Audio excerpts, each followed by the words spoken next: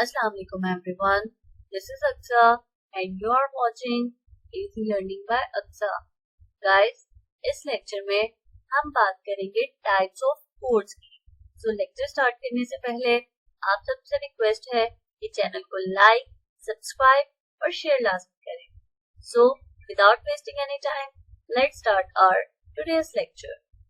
Types of codes. Codes की type से पहले हमें ये पता होना चाहिए कि कोड्स किसे कहते हैं।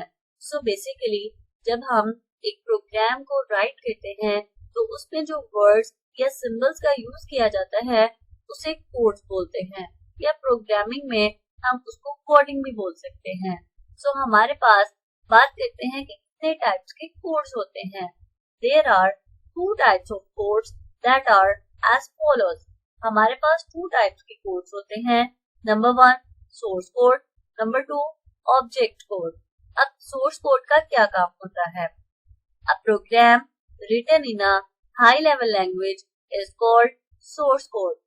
एक प्रोग्राम जो कि हाई लेवल लैंग्वेज में लिखा जाए उसे बोलते हैं source code. High level language एक ऐसी लैंग्वेज होती है जो कि ह्यूमन के नजदीक होती है। ह्यूमन इसको इजीली अंडरस्टैंड कर लेता है क्योंकि ये इंग्लिश लाइक वर्ड्स में होती है, तो ह्यूमन इसको बहुत ही आसानी से अंडरस्टैंड कर लेता है। तो एक ऐसा प्रोग्राम जिसको हाई लेवल लैंग्वेज में लिखा जाए उसे सोर्स कोड बोला जाता है। Source code is also called source program. Source code को सोर्स प्रोग्राम भी कहा जाता है। Computer can not understand the statement of high level language.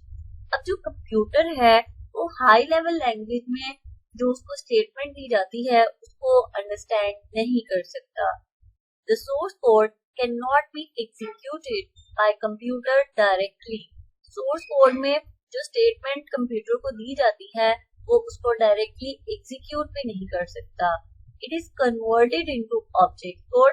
इसको पहले ऑब्जेक्ट कोड में कन्वर्ट किया जाता है एंड देन एग्जीक्यूटेड, और फिर उसको एग्जीक्यूट करवाया जाता है।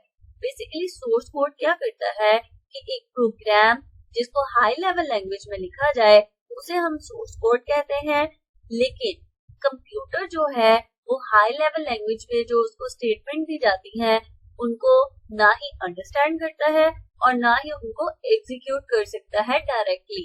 तो फिर इसको क्या किया जाता है? इसको कन्वर्ट किया जाता है ऑब्जेक्ट कोड में और फिर इसको एग्जीक्यूट करवाया जाता है। अब हम बात करते हैं ऑब्जेक्ट कोड की। A program in machine language is called object code. एक प्रोग्राम जो कि मशीन लैंग्वेज में लिखा जाए उसे हम बोलते हैं object code. It is also called object program और मशीन कोड। इसको ऑब्जेक्ट प्रोग्राम भी बोला जाता है या इसे मशीन कोड भी कहा जाता है। Computer understand object code directly. अब कंप्यूटर जो है वो ऑब्जेक्ट कोड को डायरेक्टली अंडरस्टैंड कर लेता है क्योंकि मशीन लैंग्वेज एक ऐसी लैंग्वेज होती है जो कि कंप्यूटर के नजदीक होती है। कंप्यूटर जो है वो इसको इजीली अंडरस्टैंड कर लेता है। इस वजह से जो भी ऑब्जेक्ट कोड में उसको स्टेटमेंट दी जाती है कंप्यूटर उसको डायरेक्टली अंडरस्टैंड करता है और उसको डायरेक्टली एग्जीक्यूट भी कर लेता है। अब हम बात करते हैं डिफरेंस की। Difference between source code and object code. Number 1 है source code. Source code is written in high level और असेंबली लैंग्वेज। सोर्स कोड जो है उसको हाई लेवल लैंग्वेज या असेंबली लैंग्वेज में लिखा जाता है, but object code is written in machine language through compilers. लेकिन ऑब्जेक्ट कोड को मशीन लैंग्वेज में लिखा जाता है लेकिन कंपाइलर के थ्रू। नंबर 2 पे है source code is easy to understand. Source code को अंडरस्टैंड करना बहुत ही आसान होता है, but object code is difficult to understand. Object code को अंडरस्टैंड करना बहुत ही डिफिकल्ट होता है। नंबर 3 पे है source code is easy to modify. Source code को हम बहुत ही आसानी से मॉडिफाई कर सकते हैं, but object code is difficult to modify. इसको मॉडिफाई करना बहुत ही ज्यादा डिफिकल्ट होता है। नंबर 4 पे है source code contains pure statement than object code. Source code में हम थोड़ी सी स्टेटमेंट से ही अपने प्रोग्राम को एग्जीक्यूट कर सकते हैं, but object code contain more statement than source code, लेकिन ऑब्जेक्ट कोड जो है उसमें बहुत ज्यादा स्टेटमेंट्स यूज होती हैं as compare to source code. So ये था आज का हमारा लेक्चर। अगर आप सबको पसंद आता है तो चैनल को लाइक, सब्सक्राइब और शेयर लाजमी